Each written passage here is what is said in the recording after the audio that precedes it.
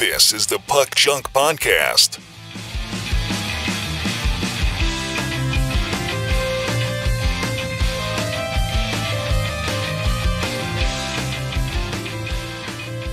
Hello and welcome to the Puck Junk Hockey Podcast. I'm Sal Berry, and with me is Clemente Lisi and special guest Tim Parrish. No, I'm sorry, not special guest. Also podcast host Tim Parrish. Although you do feel like a special guest now that you're back after a little bit of a hiatus. You were I don't know if you got a chance to listen to the last podcast, but Clemente and I were telling the listeners how you were out scouting expansion team locations in Texas for the NHL. How did that go? I think I found a spot. Uh-huh. It's right down on the river in Austin. Okay. So I think it'll be beneficial. I mean, it's got a lot of hotels and some other entertainment venues in the area. It'll be good. I think it'll be good. We're going to call them the Austin Argonauts. Yeah. No, that's Austin Argonauts, that would work. But, Yeah. you know, I'd be holding out for the Austin Ice Bats because that was like one of my favorite minor league logos. And they were an ECHL team, but I believe that's where the Texas Stars play in Austin. So that would They do. And I'll tell you one thing. Mhm. I've been to a lot of different cities, and with a few exceptions, man, I couldn't believe how many people had like Dallas Stars gear and Texas Stars gear and like hats and shirts and everything else. Mhm. I was shocked. I was actually shocked. But Wow. here we are. Especially since they have black jerseys and black hat. Well, I assume they have other colors too, but you know, I think of a Dallas Stars hat, and I would think it'd be black. Although I think their color is green again. Yeah, I saw a healthy mix of most of the colors, but there was a significant amount, way more than I thought there. Obviously, there's a lot more like Cowboys and Houston. Of course. the Astros Texans gear, a lot of Mhm. that. So Yeah. But- Well, good to have you back. Clemente, how are you? Good. I'm currently living in a house divided. Uh-oh. The Yankees are in the ALCS. I was going to say, let me guess, Mets and Yankees. And then my wife is a big Mets fan. They're in the NLCS. My only hope is we don't meet in the World Series. Otherwise, who knows? I might be podcasting in the future from a hotel room, maybe. Oh my God. So that would be a Subway Series, wouldn't it? Mets and It would be. Yankees? Yeah. Oh my God, that'd be amazing. Yeah, only my daughter said the same thing. Wouldn't that be amazing? And I had to remind her that back in 2000, when the last Subway Series, it was the lowest rated World Series in history because the rest of the country's like, we don't care. Well, that still doesn't stop New York from being, headline news during the morning news, like Of course. when Yeah. like your mayor was indicted, and it's like, oh, really? We're starting with that, not the war or the other war? Okay, well, yeah, I guess, New York sneezes and everybody has to hear about it. So Yeah. I still think a New York baseball series would be cool, but whatever. Tell you what, I We'll didn't see. think that was a possibility because the Dodgers have been playing lights out. Yeah. and After no a couple defensive snafus today, they turned it around. The Mets came storming Also, back. nobody thought the Mets would get this far because they were like 11 games out at one point. So no one thought that. But anyway, if you're listening, it's not a baseball podcast. It's a hockey podcast. But we are in the middle of, playoff time. So it's a big deal. That's right. So, before we get started with our topic, so our big topic for today, we're going to talk about the 23-24 O-Pee-Chee Platinum Hockey set. I got my hands on a box. Clemente got his hands on a box. So 2/3 of us have opened the packs and have like an idea. And Tim, we always want to hear what you have to say. And actually, I want you guys to hear this because I got a very nice email from a friend of the podcast, a gent by the name of Kenneth Gilliam. And he said, and this is just a summary, I'm not going to read the whole email, but this is just a pertinent part. He said, listen to the new show last night. I loved it, man. Very insightful. Clemente is a straight up G. That's super impressive that you guys are college professors. I love Tim too. He has a great perspective on the hobby. Oh, I loved him too. I can't leave him out. Yeah, well, you're not a college professor. I don't have the stomach for that. No. So anyways, yeah. So, hey, I thanks for the compliments. I just wanted to share that with you, that Clemente is a straight up G and that Tim is also lovable. It's good. That's good. That keeps us going. Yeah. Yeah, I know. Any compliment's a good one. I mean, I even remember when I got my first comment on a blog post that I wrote. I'm like, someone's reading. Someone's reading. Like one comment. It's like when you make contact with space aliens. It's like, oh, someone's out there. Yeah. Oh man. I don't care if it's like haters or if it's people that like us. As long as they comment, either way, I'm fine with it. That's why, like, when we do our like acoustic nights on Tuesdays that we play my band, a whittled down version of my band. Like anytime people clap, we're just like, what is that sound? What is that? Where's that coming from? Because it's like we just play for ourselves mostly. But yeah, it's funny. Well, you got to do it for yourself. You got to enjoy it. If we didn't enjoy talking about hockey cards, this would just be dreadful for all of us. You know what I mean? Like, It'd be a chore. you know, that's what real jobs are for, right? Like they're dreadful, but we get paid, right? And then this is like the fun thing. You got that right. Anyway, I went to a card show recently. I went to that Dallas Card Show Chicago edition. And so let me set the scene for you. Friday night, I went on Friday night. It's Friday night, Saturday, Sunday. Friday admission was like $5. And I'm like, all right, you know what? Maybe I'll buy my admission ahead of time just to save time because I don't want to wait in line, right? You know, and I just want to get in, you know, spend a couple hours. I wanted to be home in time to watch the Blackhawks play. Oh, okay, go to buy the ticket online. And it's like a $1 service charge. So it's like $6. All right, $5, $6, whatever. So I get there.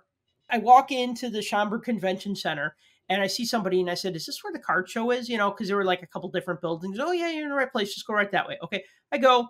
And then there's like, now everybody looks like they're 15 now, but there's like a young man sitting at the table with like a cash box. And there were like 2 people waiting to pay to get in. And then I just handed him my admission. He stamps my hand and he's like, you could go on in. And it was like, not even, it was like 4:55. So it wasn't quite 5 o'clock yet. I walk in and the first thing I think is, I'm so glad I didn't spend a Saturday on this. Like, I'm so glad I just came on a Friday for a couple of hours because I walked in and the first thing I said was like, wait, this is what they've been hyping? The size of the room was like the size of a large high school gymnasium. If you've seen like a gym with like the bleachers but pushed to the side or whatever, that's kind of what it was. It was not like a big show.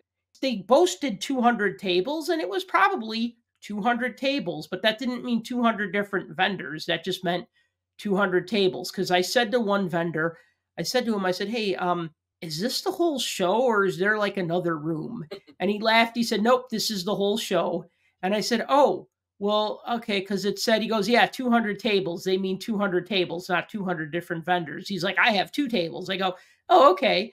And he goes, yeah, they've done this 3 times now. He says, and the first time, he said, they put us in a room that was like 3 times bigger. And he said it felt really empty. So they keep making the size of the room smaller to make the show look bigger. But then there was a lot of empty space because they had like the autograph lines and those tables. So it was kind of like all of that in one room. I did buy a few things because first I'm looking around and I remember what Clemente said, like, if you go to a card show, you got to buy something. And I'm looking around and I'm like, I can't find anything that I want. I mean, there's a guy with a bunch of mini football helmets to buy to get autographed, you know, because they were going to have like Bo Jackson there, a bunch of 1985 Chicago Bears. And I'm looking around and finally I start going through a dollar box. I find a few cards. I found a few other things that I wanted, but like, it was okay. It started to pick up about 6:30. Like then it started getting kind of crowded where you started like hearing like noise and you're like, all right, now the show feels kind of a little hustly and bustly. And I'm sure that it was busier on Saturday and Sunday when they were having the actual autograph guests. But my judgment isn't based on that. It's based on, you know, how many dealers are there? How much time can you spend at it? Is it a show that you'd go to for 3 days, 2 or 3 days, like a Rosemont show? Or is it just like a one-day kind of thing? And it felt like a one-day kind of thing. So I felt there was definitely more hype, especially with all the Facebook ads I was seeing. But that's my 2 cents on it. A very long 2 cents, but yeah, that's my thoughts. It was more like $1.50. You know, you see a lot of the same people when you start going to the same shows in the area. So like I saw some guys that are going to be at the Rosemont show next month, the Chicago Sports Spectacular. And like I saw these 2 guys that had a lot of hockey cards, like a lot of modern cards. we see them all the time at the Rosemont show. In fact, they recognized me. They're like, "Oh yeah, hey, we set up just one aisle over from you." I'm like, "Oh yeah, you're the guys that have all the cool hockey cards and don't price any of your stuff." So then it's just like, "How much is that card? How much is that card? How much?" And I stop enjoying that after about the fifth or sixth question. And then there was like another guy who had some vintage hockey, and I'm looking through it, and like all his prices were like pretty high. And I'm just thinking, well, I'm not going to buy vintage hockey from this guy because guess what? In a month, I'm going to Toronto. So I'm going to look for vintage hockey there, and maybe it'll be a little more competitive, or at least it'll be in Canadian dollars. So it was all right. I mean, I think if you liked a lot of sports or a lot of different things, it would be okay. Obviously, if you're a hockey person, you'll always find hockey if you look hard enough. But it was an all right show. My social media had nothing about the show. Like I Same, I didn't see same anybody here. posting about it or nothing. So, and that might go into my other thing. Like I even threw that out there today. In the last 7 months, my follower count hasn't changed more than like 3 or 4 up or down. Mm-hmm. I think the whole thing's broken. So either I'm not seeing people's stuff, or people just weren't posting about it or putting their pictures and video and everything else online about this show. But it's interesting because I never really thought about it that way until you said 200 tables doesn't mean 200 dealers. Right. And I think most people see that and they're like, oh, wow, cool, 200. And then you get there and it's like, okay, every dealer has 3 tables. So It's like 70 people. yeah, so we're kind of cutting into what's really, I guess that made sense the whole along, but it's just wordplay and I didn't even think about it. So yeah, I mean, and I know the Dallas card show is a big deal in Dallas. From what I understand, it's like one of those big destination type shows, like a White Plains show or a Chantilly show or a Strongville show or a Chicago Sports Spectacular. Well, yeah, it's the show where people steal $2 million worth of cards, right? Well, no, the thing, I agree with Tim. It wasn't not in my feed as well. So until you mentioned it, Sal, I forgot that it didn't even happen. That's one. And number two, even though the Dallas card show is a big deal, Kind of true. the vendors in Dallas are not going to come to Chicago. So Right. basically, you're starting all over again in every market. And because Chicago has a sports spectacular, they're not going to compete with that. I mean, and then you're basically cannibalizing the same dealers and also the same potential customers. At some point, you reach a saturation point, so it's not surprising. I mean, good for them for trying, and more shows is generally a good thing because I think it gives us a chance to see more stuff. But you're right, it starts becoming really repetitive, and then you see a lot of these shows, modern stuff, because they just rip a lot of boxes and they try to sell off what they've ripped. They're not really been around in the business for 20 or 30 years. They don't have various eras. They only have stuff in the last 2 years, 3 years. Yes. And then hockey is also something that's more niche, so there's fewer of those people. So you have to wonder, is it worth going to the show for like 2 hockey dealers? Maybe not. No, and those weren't necessarily dealers I would buy from. Like the people that I bought from, I did buy some cards from people who do have quite a bit of hockey, but they're not like, they don't specialize in hockey. Like one Right. thing that I picked up that I'm kind of happy I found, although it's not like that big of a deal, but it was an Antti Ranta autographed rookie card. And I'm like, well, okay, he was on the 2015 team. That's something I'd want for my collection. So I grabbed it. It was affordable, and it was from a dealer that I liked, that I always see at all the shows, and I talk to him quite a bit. So, like sometimes you want to buy something from people that you know and you like, and that was a card that was, support them. Yeah, support yeah, them. that was on my radar. And then Yeah, I found the Connor Bedard Young Guns retro Nice. Young Gun. It was comparable to what it was selling for on eBay, and I said, all right, that's cool. I'll take that. And then another one that I thought was really interesting that I bought, and I didn't buy that much. I mean, I bought a couple of like $1 cards, but I found this national promo. I guess it was an achievement card from 2023, the National. I don't know much about it, but it was slabbed. It was rated at a 10, a PSA 10. So I'm looking at this. I'm like, okay, it's a Connor Bedard card. It's a national card, and it's some sort of achievement card. And it's graded, and it's a PSA 10. and I don't have it, right? So it's like checked all those boxes. Like if it was raw, I would have bought it. When I say I need it, like if it's a card I don't have and it's a card that I could afford, I'll buy it, right? If I think the card is ridiculous in price, I don't need it. So this was like $60. And the guy gave it to me for 55. And I'm thinking, it costs like $30 round trip to grade a card, doesn't it? Even more.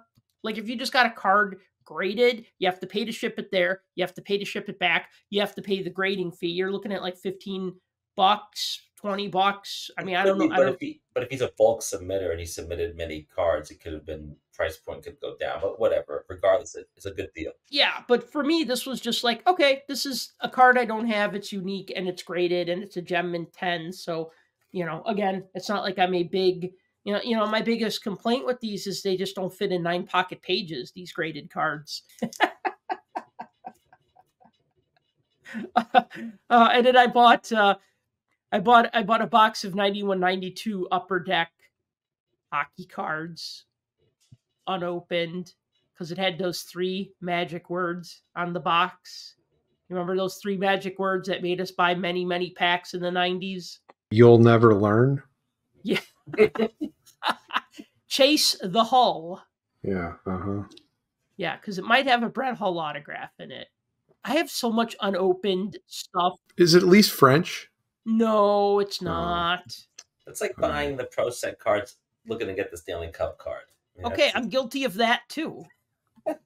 In fact, it was funny when we did our Pro Set 9091 retrospective, like literally before we did the podcast, I opened 2 boxes of Pro Set just because right.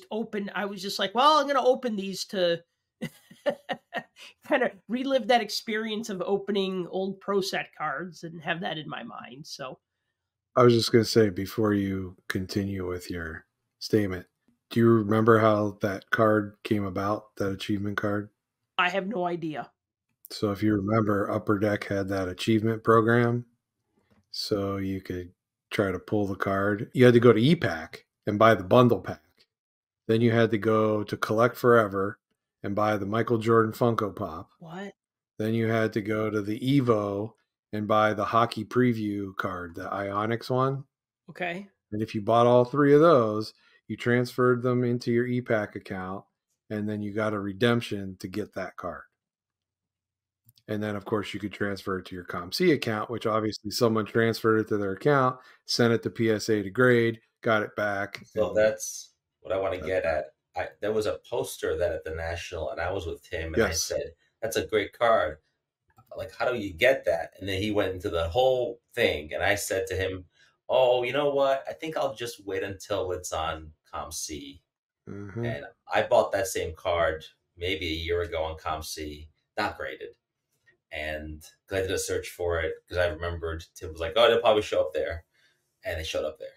And so. It was what, like $10? No, it was more than that. It was like maybe 25. Okay. But I thought, hey, Bedard, it's a weird card. It's different. And now that you showed it to me. Yeah, because after you did that, then you had to go to the Upper Deck booth at the National and buy that Michael Jordan promo sheet. Oh, and if you did both of those, you could put them both into your account. It was too complicated. I would have done all that, but it was too complicated. I don't know what he was talking about. When he told me that, I thought you were kidding, actually. I mean, do you really want a Michael Jordan Funko Pop? I mean, if you do, that's fine. Maybe. You have a Clemente Lisi Funko Pop. That's the only Funko Pop you'll ever need. Yeah, I had that one in Gritty. But no, you're right. No, but... okay, the only 2 you'll ever need. Only 2 that I've ever needed. But no, I think it was basically the Bedard Mania was so big at the time. Upper Deck was like, maybe we can get them to buy these other products along the way, kind of as a Easter egg hunt kind of thing. And Tim was like, just wait 8 months, it'll be on ComC. And that's what I did. And perfect. I was like, well, thanks. Thanks for cutting all that middleman stuff. There you go. Somebody spent like $100 to buy all these things so they could get a Connor Bedard card that is worth. They might have sold all those things along the way too. True. Yeah. Well, I mean, the Funko Pop, the Jordan Funko Pop was selling originally at like $60. Now it's down to about 30 or 40. Mm-hmm. Which, I mean, it is what it is. The promo Jordan stuff always sells. I mean, even common cards go for $1 or $2 most of the time. So Yeah, you know what's really cool about that card, Sally, you bought is I put mine in the remember those top loaders you had that had the national on it with the logo, the national and the Yeah, yeah, yeah. I put it in that top loader and it looks really cool. It looks like it's like stamped on, even though it's not, obviously. It's like a stenciling on there. And so it was cool. But it's so funny because there's been so many Bedard cards since then. This card doesn't even seem to register on the radar. This will be a card, the kind of card you'll see 10 years from now to show and go, what is that? You know? Mhm. So Mhm. it's an obscure one. I mean, it's up there with the little Beckett Bedard card that we also got at Yes. the Steel City. It's like the only Bedard I own is that card. Right. They must have printed a million of those. Who knows? But those are also fun, and I put that in the little national top loader that you gave me from the national that year. So yeah, and you know that was when the hype was growing, but there was no inventory, there was no card, no young gun, nothing. So it was people were just scraping what they can get. So those are kind of cool. Look, if you're into these guys in their Canadian juniors, the uniforms, it's cool. But there's no demand for it. Once the Young Guns card comes out, that's where the demand goes. So, as long as we're on the topic of Connor Bedard, I just want to make 3 quick announcements. One is that there is a new McFarlane Sports Pick figure of Connor Bedard. You could buy that at the McFarlane Toys website for $30 plus tax and shipping. They are also taking pre-orders for a 12-inch Connor Bedard. They're calling it a statue. Basically, that's what it is. It's like a big action figure, but it's a statue. It doesn't have any posability. And that is going to be $300. Did? That's too much, dude. Those old 12-inch McFarlanes used to be like 50, $60. And even those old 12-inch Imports Dragon figures were, I want to say they were around 75. So 300 is like totally just blows the curve. And then there's also a Funko Pop 2-pack of Connor Bedard, one in a home jersey, one in a road jersey. I forget the price of that, but if you like Funkos, well, there's Bedard Funkos. If you like 12-inch non-posable action figures, there's a 12-inch Connor Bedard for $300. And if you want a more normal size, like 7-inch semi-posable McFarlane figure with like the backdrop, that's $30. So there's some toys out there that for just in time for the holidays. The only 12 inches I have are the ones you put on a record player and spin it and music comes out. Mm-hmm. Now, I never had the room. Like, that was always, like, the line I never crossed with, like, most action figure. Other than, like, those 12-inch starting lineup figures, I guess you could call them dolls because they have the cloth clothes, but, like, the Bobby Orr from, like, 1997 and, like... The Mario Lemieux? Yep. Yeah. Yeah. I got that. I got the Mario Lemieux. I got the Gretzky. I have some of those Pro Zone figures. Yeah, like the 12-inch hockey figures from like the late 90s were pretty cool. I never got into the fixed posed ones or like the McFarlane ones that had very little posability just because they take up a lot of space. At least like the dolls, if you want to call them that, they take up less space and they have more posability and they're easier to store. We grew up in like the G.I. Joe generation where they were this big. And I remember at my grandparents' house, they had a couple original G.I. Joes in the little toy box. I'm like, what do you do with these? You can't play with these. Mm-hmm. Like, they're too big and bulky and they look like Barbies. That was the idea. Let's take a Barbie and market it to boys and call it an action figure. And let's make them a soldier and do cool stuff like fighting and shooting and stuff until the Vietnam War. Then they reimagined G.I. Joe as an adventurer. And then when the 80s rolled around, they reimagined G.I. Joe again as an anti-terrorism force. So evolves with the times. A little bit of toy history there.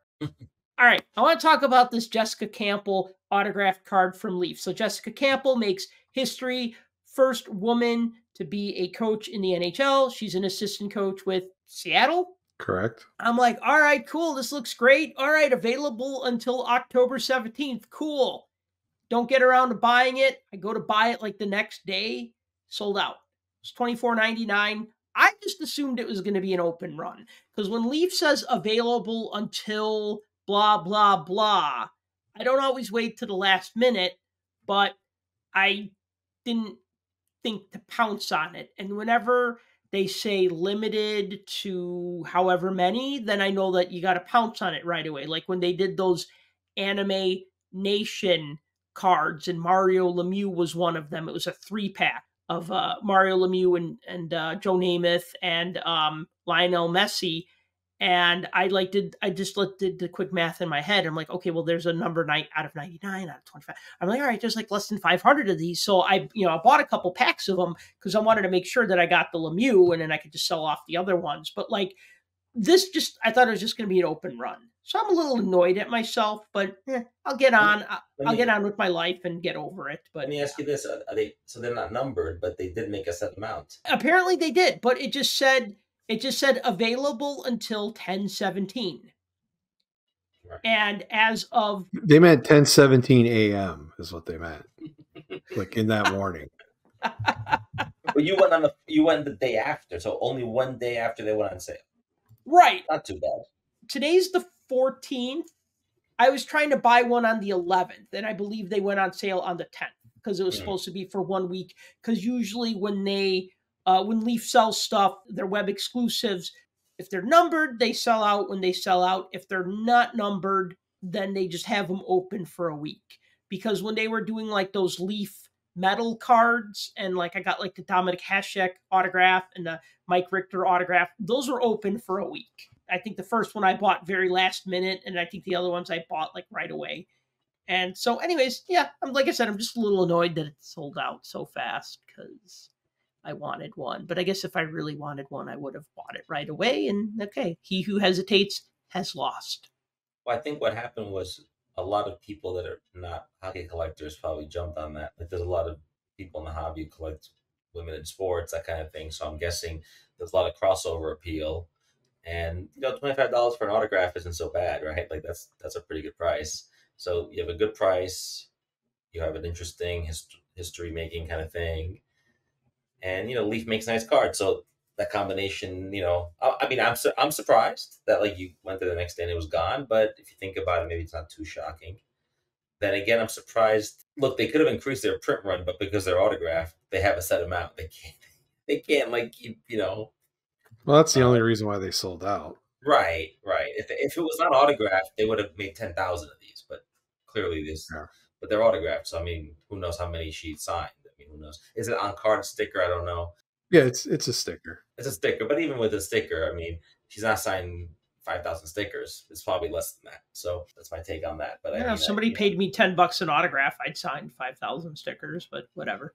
Well, I'm sure she has. I'm sure Leaf will have her in some other products down the line because they're going to put a women in sports box coming out in November, I think. Yeah. Interesting. So she could be in there too. Who knows? I mean, that's probably set already, but Leaf is making products now.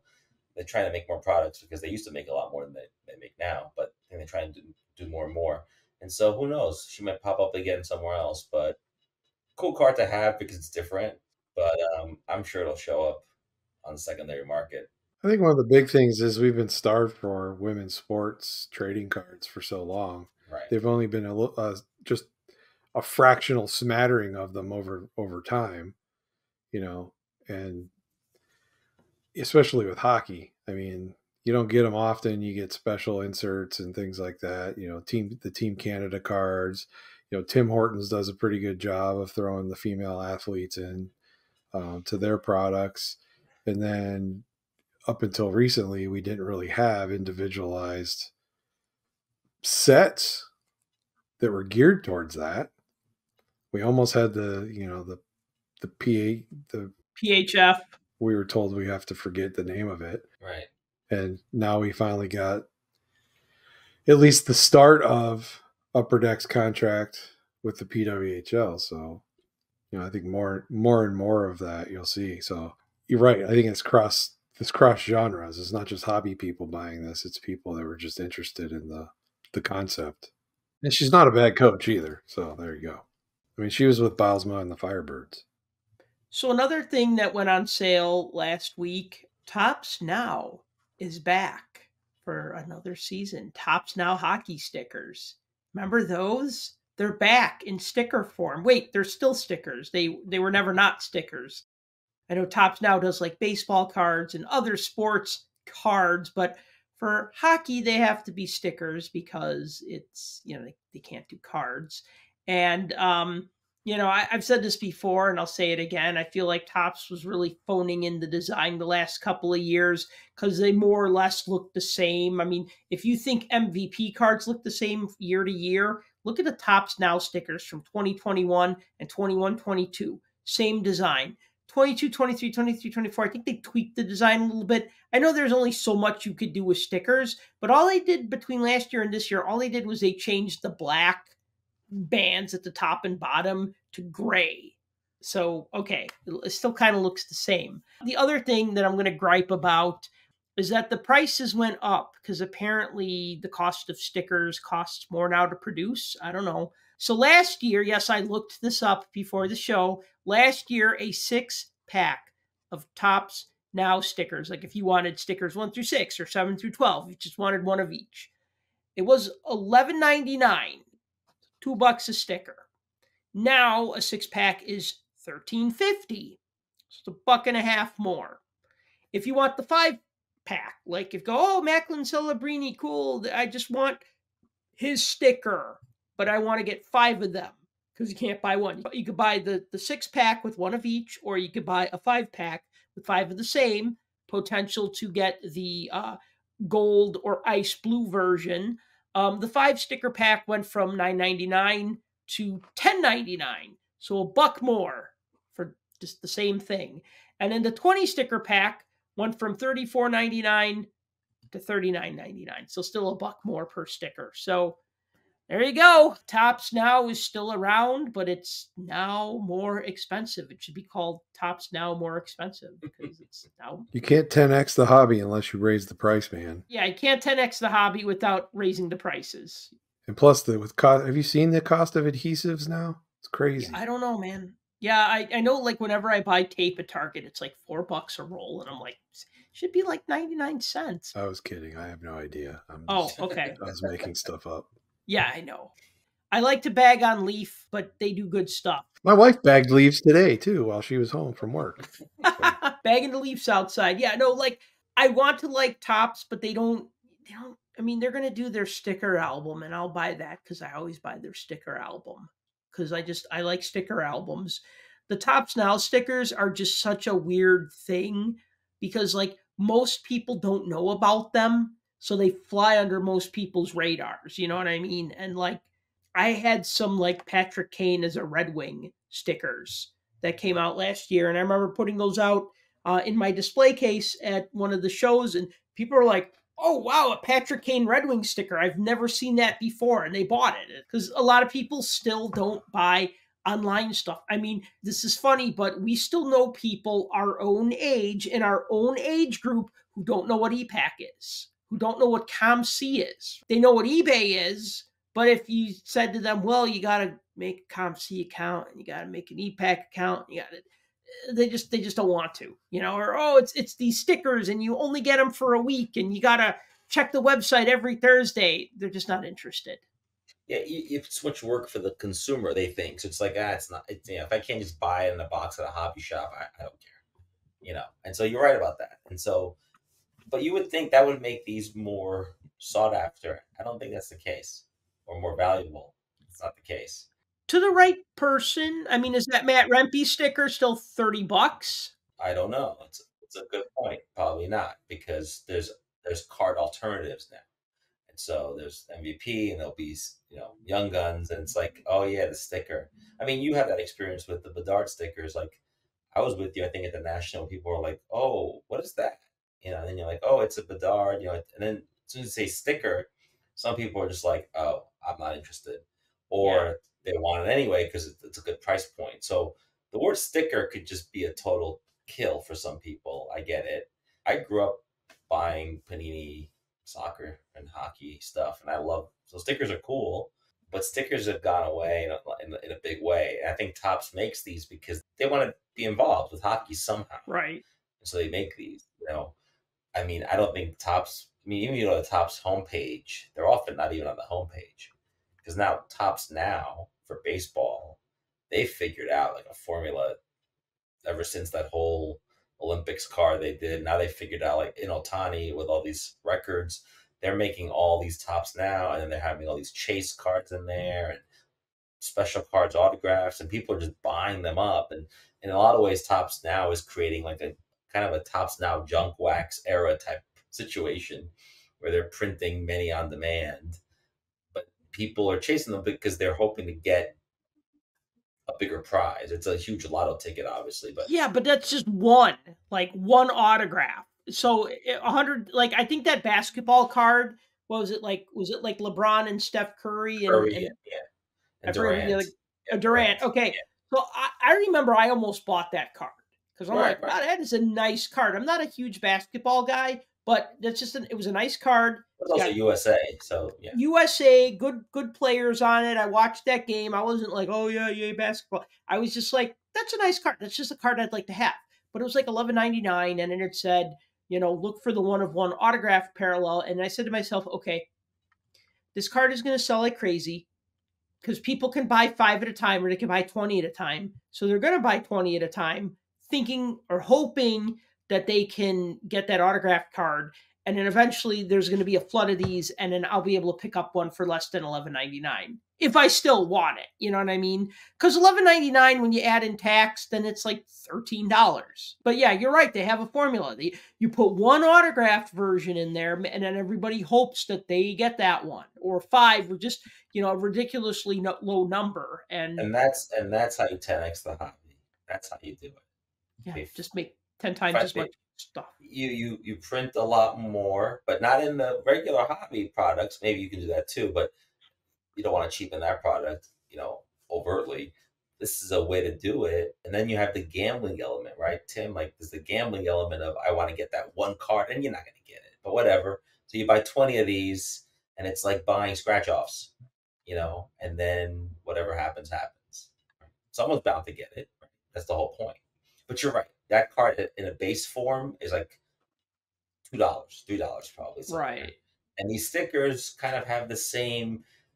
I'd be curious to see if Topps can do something chase worthy with these. I mean, they have parallels, it seems like, with different borders, and that makes it more unique. But I'm curious to see if Topps would do something with the stickers if they cared to try to get hockey fans. Because if they did something to the effect of where you're chasing some kind of autograph or some kind of different card or different sticker in this case, I can see regular people jumping in to buy. Because if they couldn't capitalize on Bedard, then they probably would never will. Well, they did capitalize on Bedard. They made a bunch of different Bedard Topps Now stickers last year. I mean, they had one with him in Austin Matthews, one with him in Sidney Crosby, one with him in Logan Cooley. They made one of him announcing the Winter Classic, like the Winter Classic announcement where the team had him make the announcement, and he's just wearing like a black satin Blackhawks jersey jacket, a black satin Blackhawks jacket. And it's just like, that was a Topps Now sticker. I mean, that was really not sticker worthy, but because it was Bedard, it was. I mean, him sitting on the bench at the All-Star game next to Sidney Crosby, is that really one of the top moments in hockey that week? Not really. Take it back. I have 2 Bedard cards then. Oh, no, those are stickers. If we count that as a card. Those are stickers. They don't count as cards. Never mind. I'm back to 1. Yeah. Look, we're in the time frame of print on demand. I mean, it's not going to go away anytime soon. No. Between Topps Now and fresh off the line with Panini or Upper Deck E-Pack, I mean, it is what it is. Or game dated so moments. Like what you're saying, Clemente, about Topps should put some kind of chase element to it. I mean, that's what Upper Deck does with all of their stuff on E-Pack. Everything's got an achievement. You collect so many of these, meld it into this. Collect so many of those, meld it into this. And then the other things, collect the whole set, redeem it for a different color set. Collect all of these and redeem it for like Jordan Funko. No, I don't care. Yeah, whatever. Whatever. An autograph or something. And they do that with all their stuff. It's like a video game. We're leveling up, right. Yeah. So I mean, as it stands right now, okay, they bring Topps Now stickers back. Do we think they weren't going to? I don't know. I assumed they would, as long as they still have the license to produce the cards. And I mean, look, this is your first shot at actually getting Macklin Celebrini wearing a Sharks jersey on something. Yep. At least until Upper Deck comes out with something. They still don't have a game dated moment for him. In fact, Upper Deck the game dated moments they've rolled out so far was what was it? Seamus Casey from the Global Series scoring that game winner for New Jersey, and then I think the Jacob Markstrom card from the game in Czechia. That's all I've seen so far. So yeah, they didn't sell out right away. Like, I mean, even when I looked them up a few days later. So because who wants Seamus Casey? Seamus Casey. Come on. Is he a rookie? Then he's got a print run of 11.99. Yeah. Yeah. For the first that opening weekend in hockey was, well, Clemente and I talked about that, but it was kind of weak just for the fact that like a lot of people couldn't watch it. And also it was the Devils and the Sabres. So it's just like, okay, whatever. You know, if it was like the Penguins and the Red Wings or, you know, the Rangers and the Kings, I mean, then it would be lights out. So anyway, Upper Deck Series 1 for 24-25. It's coming out this week. It might even be out by the time you hear this podcast. So instead of Upper Deck being Series 1 being this late November release that we've gotten used to, like, will it be out in time for the Expo? Will it be out in time for the Chicago Sports Spectacular, right? That's always when I would buy Upper Deck Series 1 would be like November, like right before Christmas. Or I remember like I'd go to Target and see blaster boxes and tins and buy those up, you know. And now it's coming out in October. Same configuration as last year. So we got 12 packs per box, 12 cards per pack. Each pack has 3 insert cards. Pre-order price right now is $120 a box. Typical set breakdown, 200 base cards plus 50 Young Guns. A couple of the highlights, and then you guys could chime in on this, but just a couple of the highlights to mention. They're doing these things called Young Guns Renewed, which are 3 per box. And it looks basically kind of a little bit like a Panini Kaboom. It's like taking like a Young Gun. I've only seen the Alex Ovechkin one. So it's got that photo of Ovechkin, and it's the 05-06 design, but then like the background is an illustration. Then they're doing the outbursts because those were hugely popular last year. But now they're going back and they're doing outbursts of previous Young Guns from years past. I can't remember all the ones that I've seen, but I know they revealed a Patrice Bergeron outburst and a Sergei Bobrovsky outburst. I forgot how many they're like going to put in those, and I don't know how. Those are probably tough to get. There's a new hologram set called Holotypes. It's going to be a 30-card insert set, and what's interesting about this is that it's going to continue in Series 1 the following season. So they say that Holotypes will be in Series 1 this year, next year, and for like a couple years. There's something called Gaming XP, which are meant to be kind of like video game type cards, although they don't have like that video game aesthetic, but they have some sort of like video game motif to them. Like they have one that's like a player versus player, like 2 opposing players on it, and 2 that are like teammates or whatever. So that's another one. A lines, which is the top line for each team. So 32 cards with 3 players on them. Also interesting is that Series 2, as we know, will be 250 cards. Series 3 will also be 250 cards. Wasn't it 230 last year? Or did they do the full 250? I know they keep changing it. I like it when it's just 250, 250, and 250. Although, yeah, they've started padding out the final series of Young Guns with those first-round draft pick cards. I don't mind that. But anyway, so thoughts on Series 1? I'll just say that I'm always excited about Series 1. I'm actually happy that it's a little bit earlier. I mean, that's before the Expo. You know, I like that. They try to coincide it with the Expo, but there's been years where it's been in the middle of November. So it's basically a month earlier. It makes me think that maybe Upper Deck is sort of caught up, you know, and they also realize the season just started. So people are excited about the season starting and they want to strike when the iron's hot. That's one thing. 2, I'm happy the price point is not ridiculous. That's because there isn't a big name rookie in there like a Bedard. I get it. Been some talk about people not happy with the rookies in here, but my thing is we don't even know who they really are because they haven't really played that much. That's 1, and 2 is because all the people that are coming off the Bedard hangover are like, oh, there's a reason why Bedard's a once in a generation talent. Once in a generation. not every year in series 1 or 2, So that's number 2. But I think hockey fans are gonna love it. They added some new stuff. I mean, once again, I saw some of the mock-ups. I'm not a fan of portraits. That I feel like that could go away, but it won't ever for whatever reason. Like all the other Upper Deck products, I feel like there's a lot of parallels, a lot of inserts. I mean, I collect the base set for this. So I like the base cards, which I'm sure most people don't care about. And I'm hoping that a box will get me almost there, though I doubt it now because of all these extra inserts and all these other configurations. It threw me off last year. Not that I ever bought a box of Series 2. And that's my first thought when I saw Series 1 was coming out. I'm like, I never even bought Series 2 last year because it was so expensive. But I'm excited about it. And I usually buy a box of it when it comes out. It's a tougher base set to build. I haven't completed any base sets from last year. And in fact, with Series 1, actually, I think I ended up with 2 hobby boxes. Again, this was Series 1. 2 hobby boxes and a couple boxes of tins and maybe a mega box. And I just kept getting the same cards over and over. And I'm just like probably 50 cards away from completing a 200 card base set. So I think I'm just going to hunker down this year and buy a base set if I can find them. You can on eBay because people buy the boxes to look for the inserts, the parallels, the Young Guns, all that stuff. And then you could buy cards number 1 to 200 probably for like $15. Right. Or $20.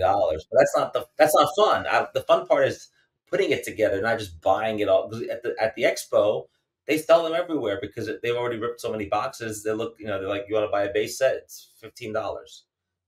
You can do that too. But I guess the whole point is you chase the cards, and then there is again that lotto ticket element of buying 1, 2, 3 boxes or blasters along the way, because they know that people are chasing the Young Guns and they're chasing these parallels and all that other stuff. But it gets you to buy more stuff. That's clearly what the incentive is here, is not to have you buy 2 boxes so you can get cards number 1 to 200 anymore.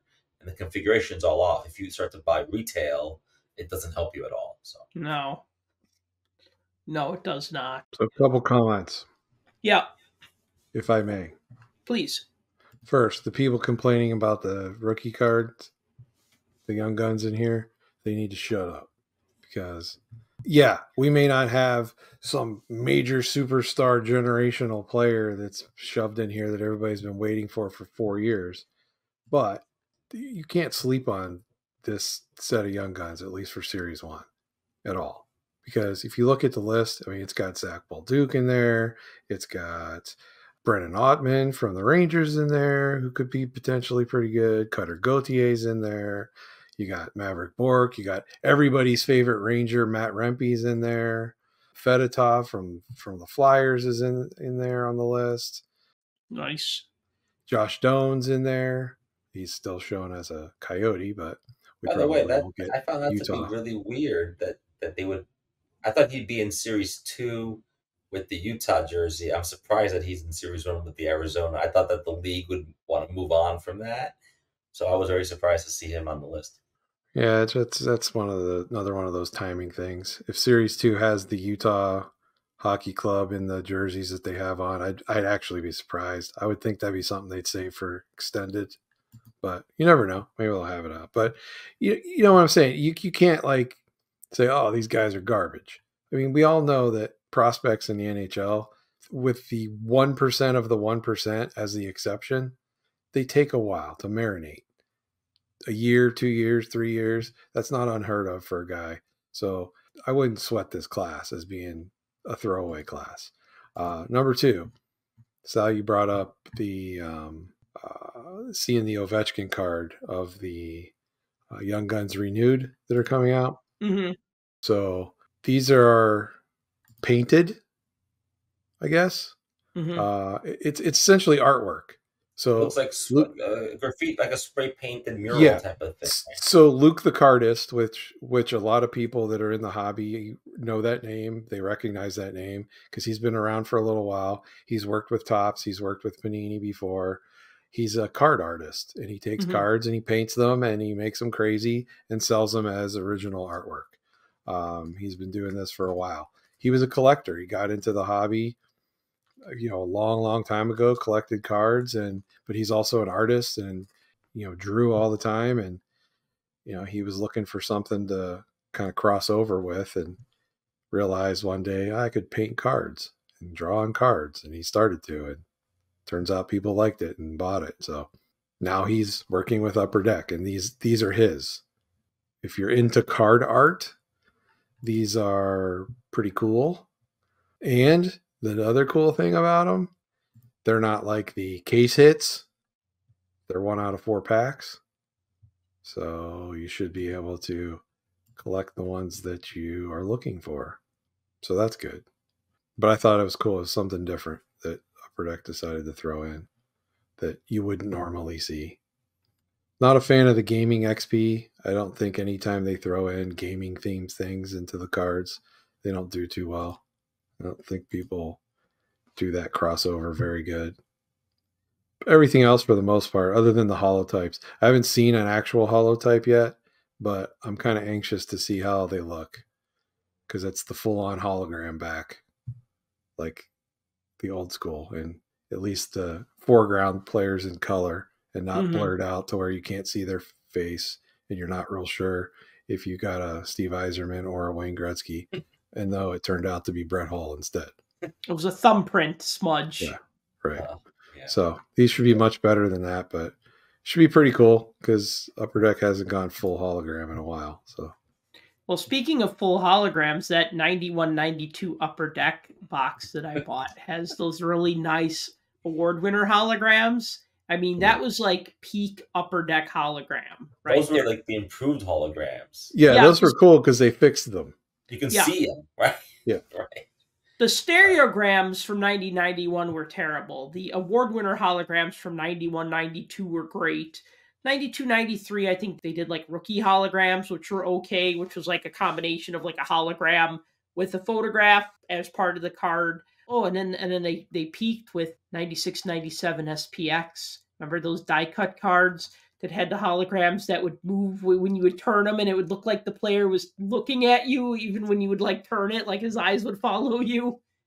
Yeah, the photo shoot that cost like $80 bajillion to do. But I mean, like the Brett Hull card, like I think he winks at you, like when you like turn it, and he he winks. Yeah, it's so yeah. Holograms went a really long way in the 90s, and then they just stopped.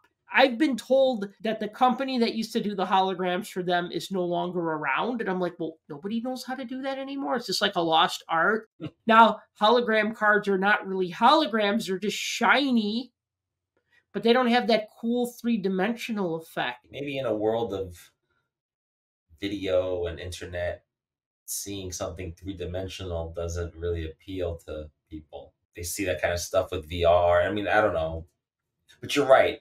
We went from the mid-90s to today, where it basically just disappeared. Right. As if like nobody wants us anymore. We all remember Upper Deck started kind of with the hologram with the little sticker on the back of the card to make it guaranteed it was authentic. They're the first people to do that. So yeah, no, Upper Deck and holograms it's a well-known love affair that is kind of cool. It's coming back. I'm curious to see what they look like in person. Because you would think the technology today would be so much better, the printing technology, that it would be even better. But we'll find out. All right. Should we talk about Platinum, O-Pee-Chee Platinum 23-24? Speaking of shiny, 23-24 O-Pee-Chee Platinum hockey cards. So box price right now is around $290. When it launched, it was $320. You get 12 cards per pack. You get 12 packs per box. It's a lot of moolah for a box of cards. I mean, that's like Upper Deck Series 2 money right there. This is from the sell sheet. Look for 1 autographed card, 5 serial numbered cards, 6 retro cards, 1 retro rainbow parallel card, 12 photo driven, suite selections, and showmanship cards, and 11 base set and marquee rookie rainbow, sunset, and matte pink parallel cards per box on average. So that is a lot of different stuff you could get. Base set, we're looking at 200 cards. Marquee rookies, another 100 cards. So 1 through 200. Base set, 201 to 300. So 100 rookies. Anyway, I have mixed emotions.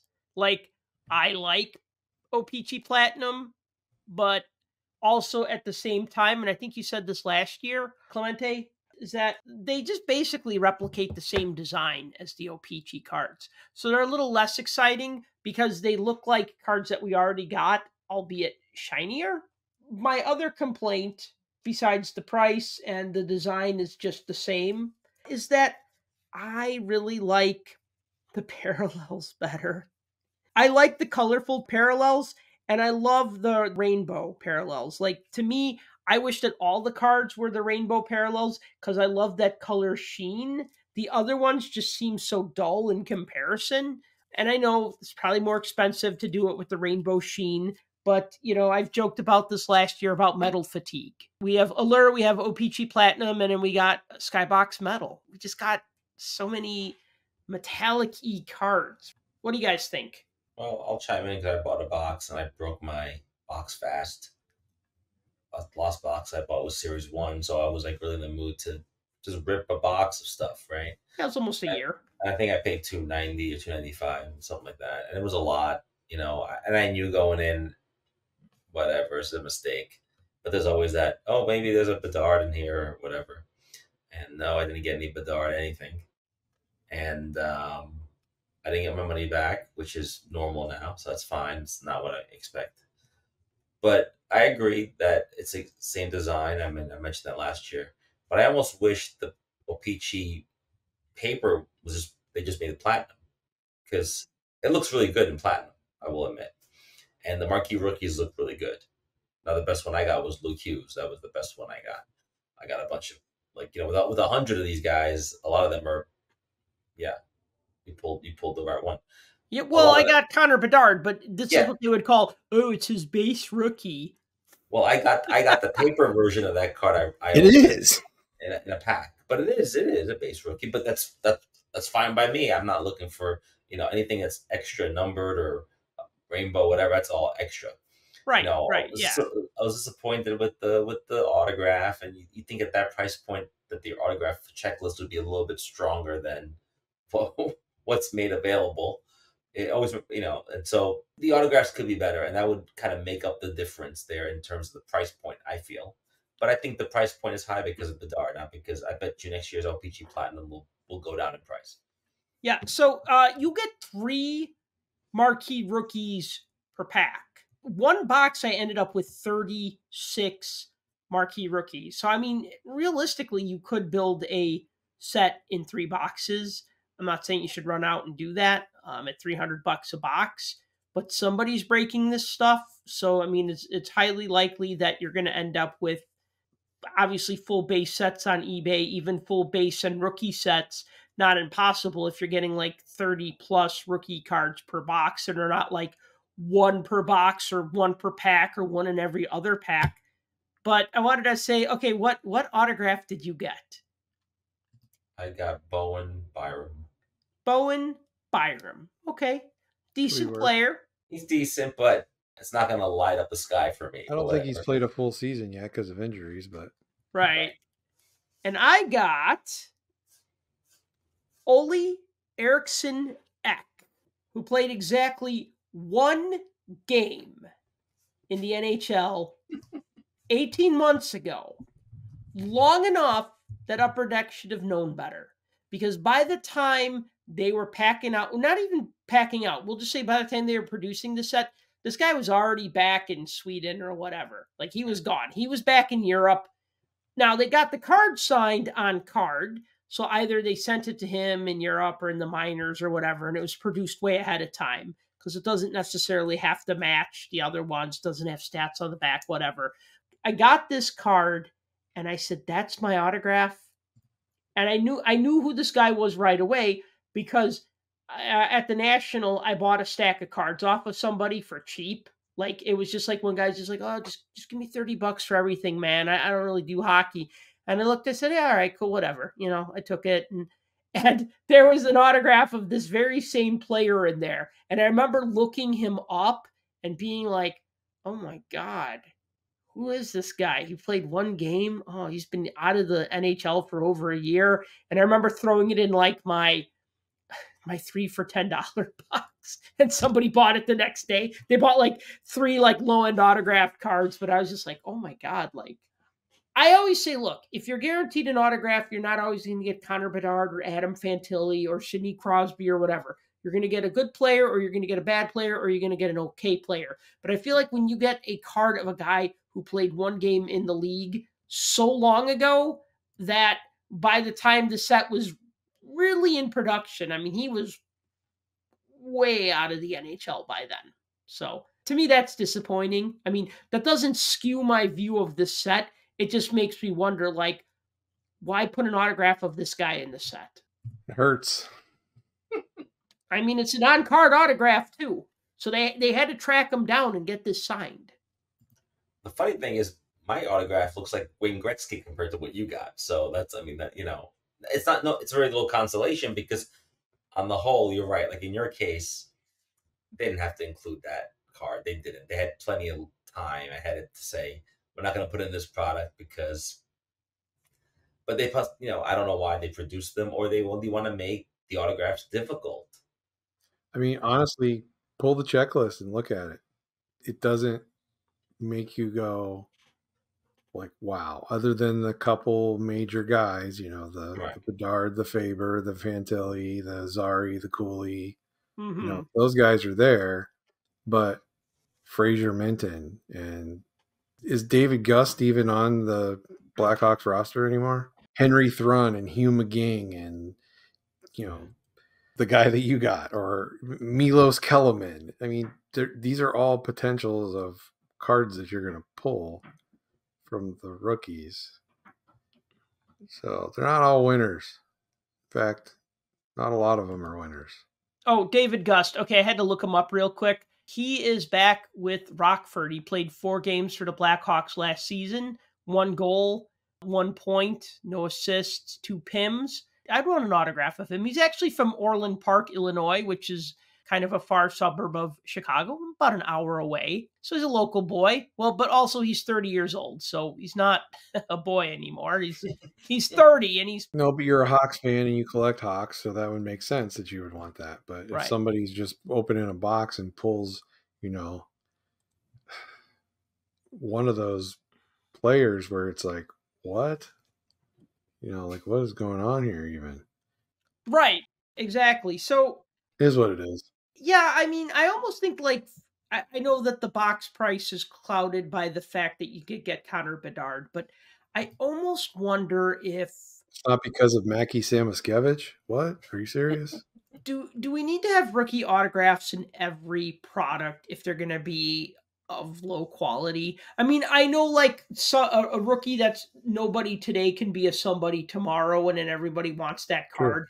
And that's fine, and I get it. But, like, when it's, like, a card of a guy that played 1 game, you know, and it might not even been a full game. It might have been, like, a relief effort or something, and then you just go, okay, and then that was it. And then he was gone, and that was it. It's just, like, I'm just, like, looking at, like just looking at this, just the base cards here.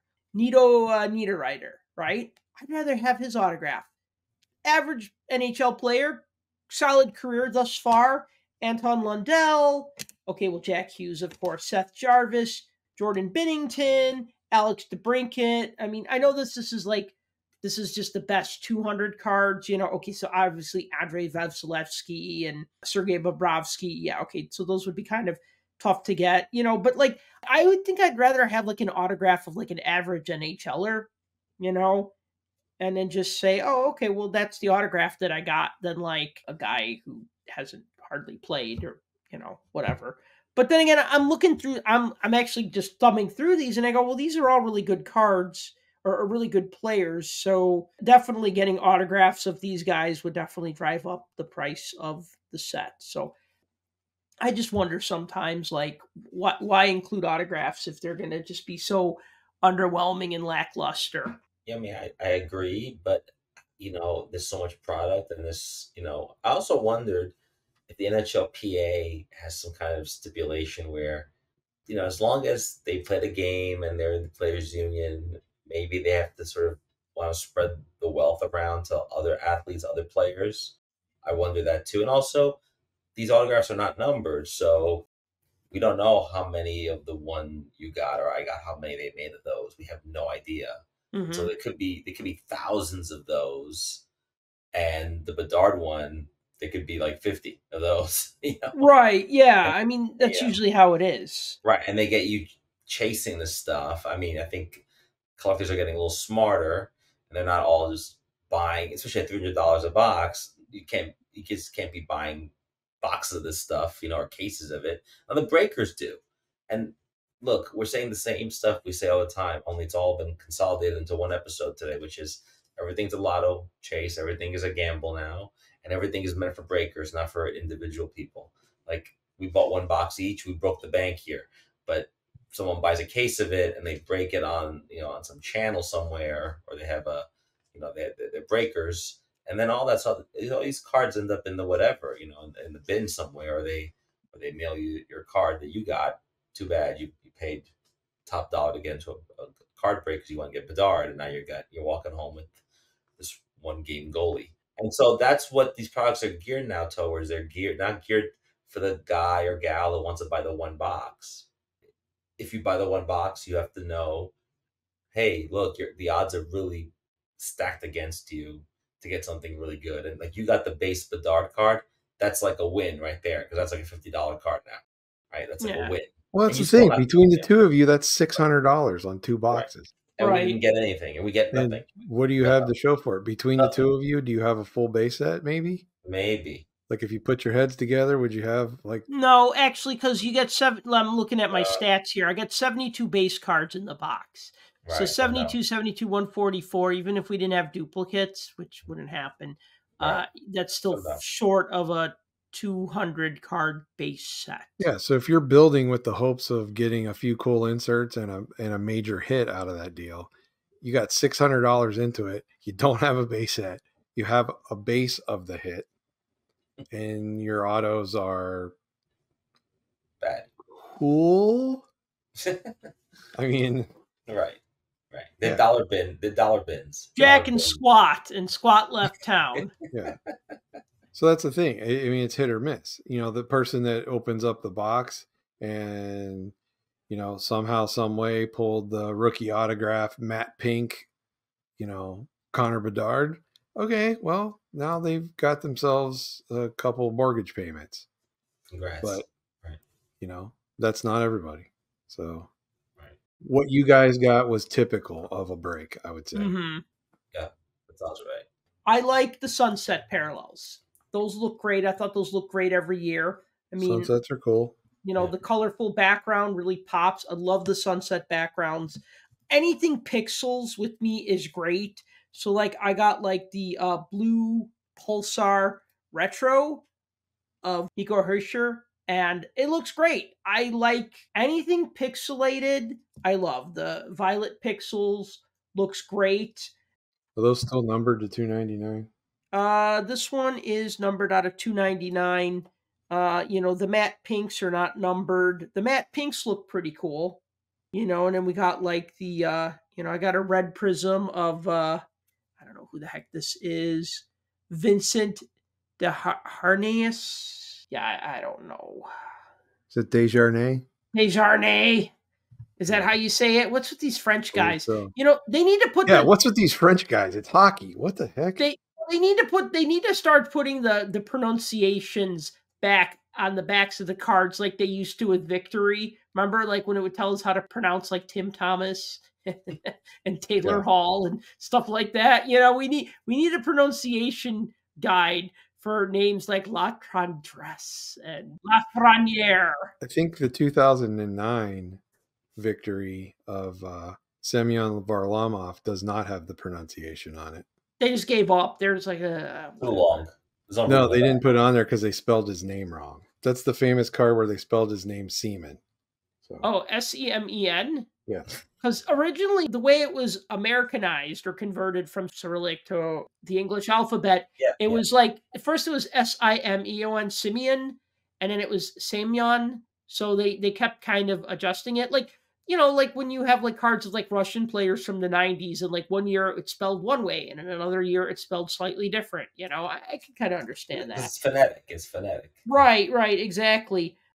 So yeah, I mean, and then of course, there's like the blue fragments. Those look cool. Those are numbered out of 100. So just to give a quick rundown, there are 16 different parallel sets. Arctic Freeze, Bioluminescence, which is numbered out of 5. Blue Fragments, Cosmic, Emerald Surge, Golden Treasures, which are 1 out of 1. Liquid Metal, Matte Pink, Neon Yellow Surge, which are Blaster exclusives. NHL Shield, Orange Checkers, Rainbow, Red Prism, Seismic Gold, Sunset, and Violet Pixels. And then there's 50 different insert sets. I am not going to read all 50 of them. There's a lot of 21, 22, and 22, 23 autographed cards. There's photo-driven inserts with autographs and different colored variations. Retro with a bunch of different color variations, different rookie autographs. Showmanship, Sweet Selections are the other 2 insert sets with autographs and variations. So yeah, there's a lot of variety. Like, I guess it depends. Like, when there's too much, I get annoyed when I'm trying to build a base set. But then at the same time, when you get something and you go, ooh, shiny, and it's numbered out of 100, then it's kind of cool. Even though it's still going to sell for like maybe $1 if I ever sell it or whatever. I mean, it's not all about money. But like we said, numbered cards in the hockey market are criminally undervalued. Yeah, unless it's like some of the usual suspects. If it's a McDavid Violet Pixels numbered out of, what is this Violet Pixels? Numbered out of 299. It's less than what Ohtani numbered out of 299 card would be in baseball. Not counting rookie cards or stuff. It's also worth less than any of those players' Young Guns cards that are right printed to death. There's like a million of them slabbed. Doesn't matter because it's the name. So there's like a lot of these really unwritten rules, and then all these exceptions to the rule that somehow everyone in the hobby tends to follow because the market dictates that. I don't care. Like if I got a really great McDavid card, not his rookie, but that was numbered, it's like, what's a good card? And maybe it's in a year that he's done something great or whatever. But having said that, I do think a numbered card of Bedard would do okay. Right? Of course. I mean, it would, yeah. Yeah, because he's in that group now. But everybody, like all the cards I got, I couldn't even name half the players. Like I don't know who they are, and unless you're a player collector or a team collector, you don't care. And those cards are like $5 cards or $1 bin cards. Well, once they hit E-Pack, yeah. Yeah, and right, or ComC or whatever. And so now you end up with a $100 box with the majority of those cards are $1 cards. So it's kind of disappointing, but the market dictates all this. I get it, I understand it, and you have to kind of say to yourself, if I'm going to buy a box of something, it's $300. How much does it cost for the urge to rip? What is that price tag? What would you say is that price tag? $100, $150? That's pretty high just for the urge to rip. I think it just depends. Not even necessarily what you could potentially get, but what you do get, right? Like I've said this a million times, and I'll keep saying it because it bears repeating. If you pay 100 or more for a box of cards, you should get an autograph. And I know you don't get autographs in Upper Deck Series 1, Upper Deck Series 2, and maybe we're trained not to expect autographs in those. But I mean, when you have a set like Allure and it's like $100 a box or 120 or whatever, and you don't get an autograph, you're just like, okay, so what did I got? I got the gold Pulsar Quasar parallel of this rookie goalie on the Ducks. Whoop-de-doo. You know what I mean? Like it doesn't, like, I feel that like if you, the urge to rip, I mean, it should be relative to what you want to spend on cards. I mean, there are guys who spend, they'll buy like a box of cards for like $400, $500 and, it's that thrill and they have more disposable income, but they're getting what they're paying for. Even if they don't make back their money on the box, they might get high-end cards of average players, but they're still high-end cards. You know what I mean? Like, what would make this worth it? Like, all right, $300 is a lot. I could see this being 120 a box easy, $10 a pack. That's kind of where we're at now, right, in the hobby.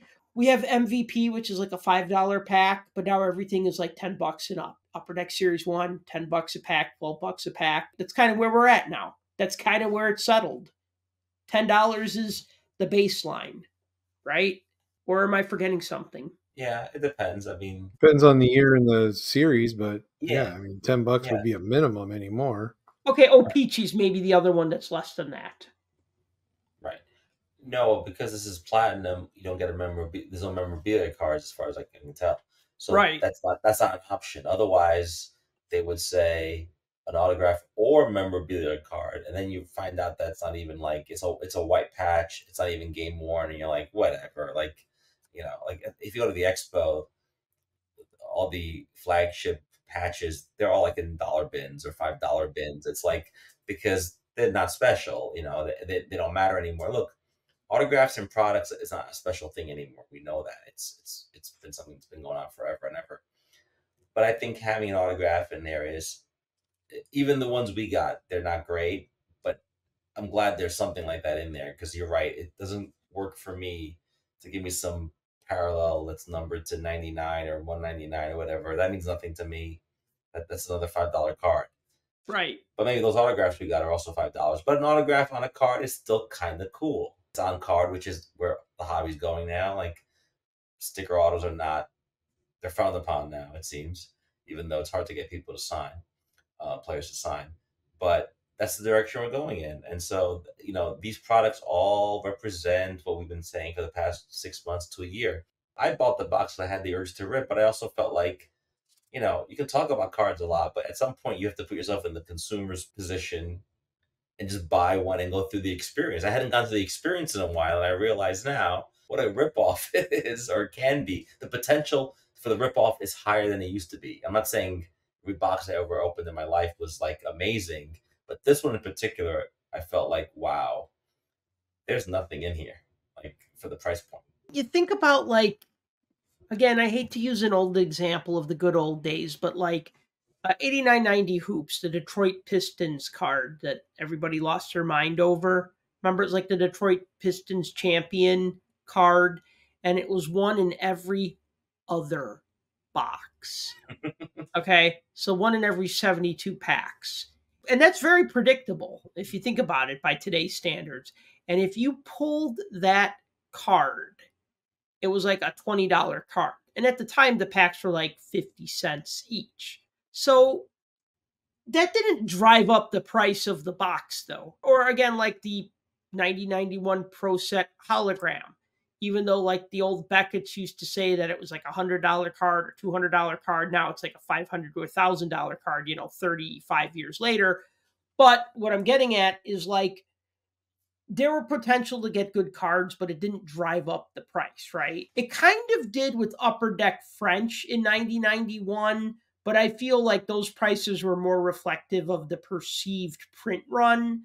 Like a lot of people would say, like, well, the Sergei Fedorov is a $5 card, but they made only 1/10 of the production of the French cards, so this should be a $50 card, right? Like it was that kind of sort of like reverse math, like where it wasn't necessarily the demand was making that price. It was just dealers saying, well, if the English version's worth $1, the French version should be worth $10. Here it's like they're saying, well, this Connor Bedard card that you could get is worth $500. So we're making the price of the box $300, whether it's Upper Deck Series 2 or whether it's a set like Platinum and you might get the gold parallel or the autographed version or whatever, right?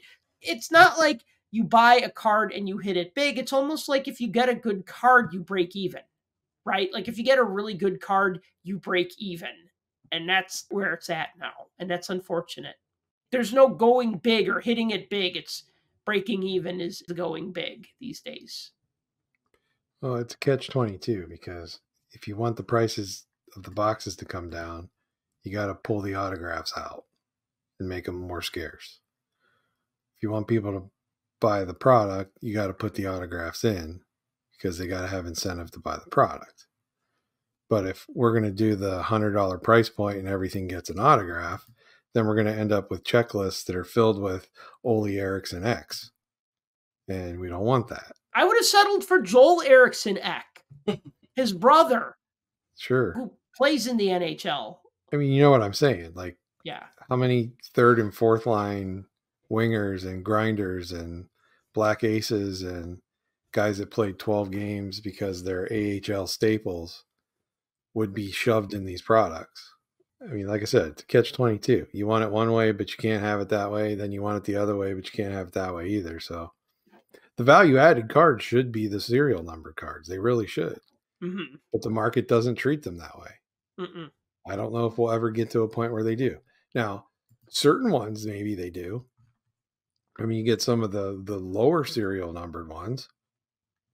I mean, and when you were bringing up all the different United Colors of Benetton, as you were reading them all, you didn't mention the Easter egg because they brought pond hockey back. Mm. It's not on the checklist. That's the big one. I don't know if you guys have seen the Bedard is selling between like $700 and $900, the pond hockey one. So Wow. you pull that one, there you go. You got yourself 2 boxes. Yeah, but it's an unannounced insert, and it probably has very long odds. I think I've seen 6 or 7 sell on eBay so far. I mean, I was explaining to somebody the other day, like the cost of like college tuitions. And I was just saying how, like, well, yeah, people who go to medical school pay more to be doctors. Yeah, it's more intense to be a doctor than, say, to be a, 4th grade teacher or a, I don't know about that. you know all about being a 4th grade teacher, right? That wasn't necessarily a shot on you, Tim. But what I'm saying, though, is medical school's more expensive, and I feel it is because they're like, well, doctors will make more money, so we should charge them more for it, right? Like same with like law school. Like the school that I teach at, the tuition to take a law class is 2.5 times to take a non-law class. What? And the business school is more expensive. Sounds like it should be illegal. Well, no, but it's just basically like they're saying, well, you'll make more money if you're a lawyer, so we're going to charge you more money to be a lawyer, right? So I just kind of feel that that's like it's the potential. Like I knew a couple of people who like got law degrees, and then there was just too many lawyers, and then like the wage for lawyers went down. This is like the early 2000s, but he was still paying that tuition that he had. They're paying off that high tuition that he had to pay to be a lawyer in the first place. So I feel like it's kind of like that with cards a little bit. Like, well, you might get a Bedard and it's worth $500, so we're going to charge you $350 for this box. But how many boxes really have that? Like 1 out of 3 might have the base Bedard marquee rookie like I got, right? But you get what? Like 3 rainbow parallels. Let's see here. What does this say here? You get 6 retro, 1 retro rainbow parallel, 12 photo driven. Yeah, you get a handful, like a couple of parallels. So I guess if I got the matte pink Bedard or the houndstooth purple or the blue fragments or whatever, yeah, then that would be not a $50 card, maybe $100 card, or $150 or $200. So what you're saying is we shouldn't be using the concept of Minority Report to price boxes of cards. Feels like that kind of a little bit, yeah. Like the potential. Like you're gonna murder somebody someday, so we're just gonna arrest you now and get it over with. Yeah, but you know what it is? It's also the company's way of getting into the secondary market ahead of time because they have no control over the secondary market and they make no money on the secondary market. Now they know they can. They just say, hey, based on the checklist, based on speculation, we're going to price it accordingly. And then let people do whatever they want. They don't buy it. Upper Deck and Tops, they both know breakers are going to buy. Doesn't matter. They're going to sell product. They're going to move it.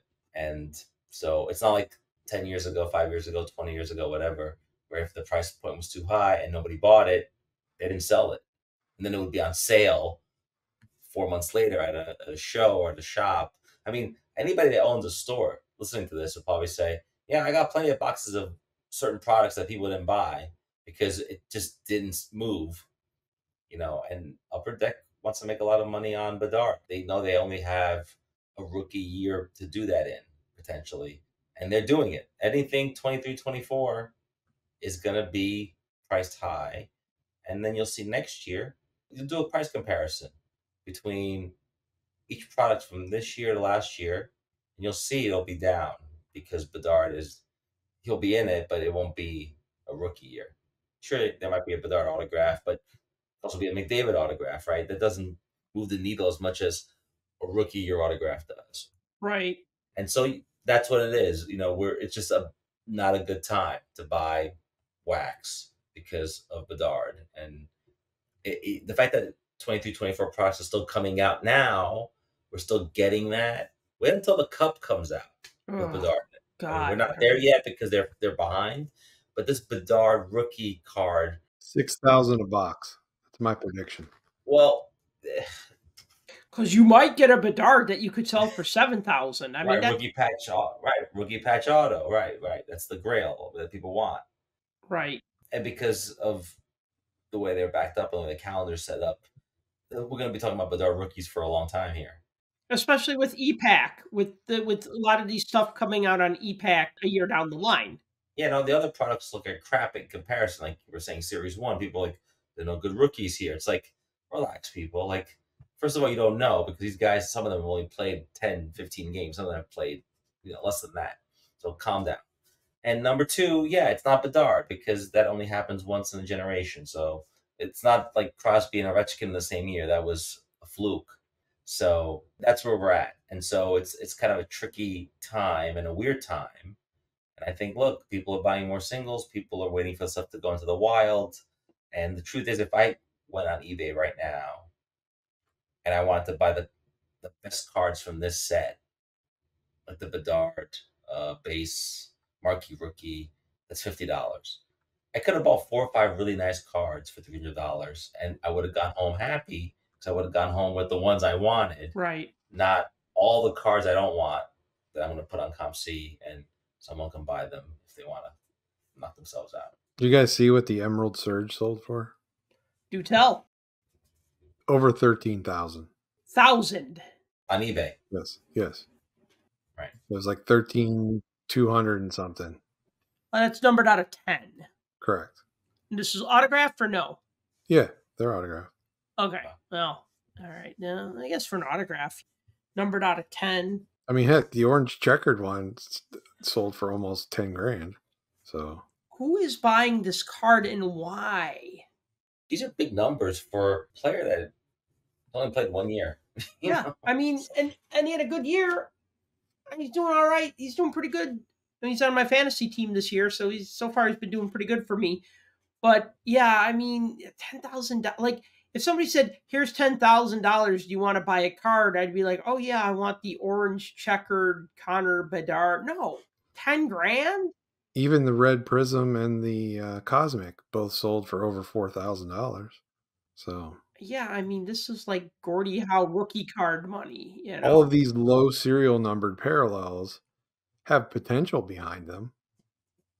Right. But so if you hit it big, you could hit it really big is what you're saying. You could. If you hit one of those bigger guys, bigger cards. Like I said, right now, of all the parallels that are like not numbered or whatever, if you got any of the pond hockey ones sell for quite a bit. Not all of them are going to get you your box price back, but if you pulled, Logan Cooley or Fantilli or Bedard, of course, or by the way, are those numbered or no? Not the pond hockey ones, no. Yeah, because they're super short print, and we have no idea how many they printed. Clemente, did you get any low serial numbered cards, like anything under like 100? No. No, the lowest I got was this retro that was numbered out of 100. You know what I mean? That was like the lowest one. So I didn't get any numbered out of 5, numbered out of 10s, numbered out of 25s. Okay. In all the years of buying platinum, one time I pulled a seismic gold. Wow. That was it. One time. And that's out of 25. So. Right. Mm-hmm. So those are tough. No, in the pond hockey one, is the background the same on all of them, or does it vary a little bit? Because it looks like something Bob Ross put together. I think it's the same because it's like the lake behind, and there's some trees and some mountains in the background. Yeah, I think they use the same image. It's a cool concept. I like that idea, but I didn't even know that card existed until you mentioned it now. Because they've had pond hockey as one of the inserts or one of the parallels before. Okay. It's just this year, for some reason, they decided to make it the Easter egg. I see. Well, I think I've said everything I had to say about this set. You guys have anything else to add before we wrap this one up? No, just that, you buy hobby boxes at your own risk. That's it. Yeah. Even the stuff that you wouldn't think is a gamble is a gamble. I mean, there is potential, of course, to get something big, but it's a little bit tougher to swallow. I mean, I remember when this is like $140, $50 product, around that $10 a pack kind of price. And now it's much more. I hate to say it, but it almost behooves people to jump in on breaks on these, honestly. I mean, if you're searching for certain cards and look certain players and you just your team or whatever. Oh, yeah, absolutely. Yeah, no, you're right. Go on eBay or wait till it's on ComC, ePack or ComC, and then just scoop them up. I'm the last person to advocate for jumping into a break, but I don't know. At $300 a pop for what you get out of these, it's whew. I mean, tough. if you're not going after Blackhawks, if you're just like, I want Penguins, or I want Rangers, if there's no like huge rookie on that team, then yeah, absolutely. Then that makes sense. I want every St. Ivany autograph. Who? Exactly. He's a Penguin. Figures. All right, I guess we should wrap this one up. So thank you for listening to the Puck Junk Hockey Podcast. As always, if you've enjoyed this show, please be sure to like and subscribe. Please be sure to tell your hockey collecting friends about this podcast. And until next time, collect what you like. For more hockey goodness, follow us on Twitter @PuckJunk.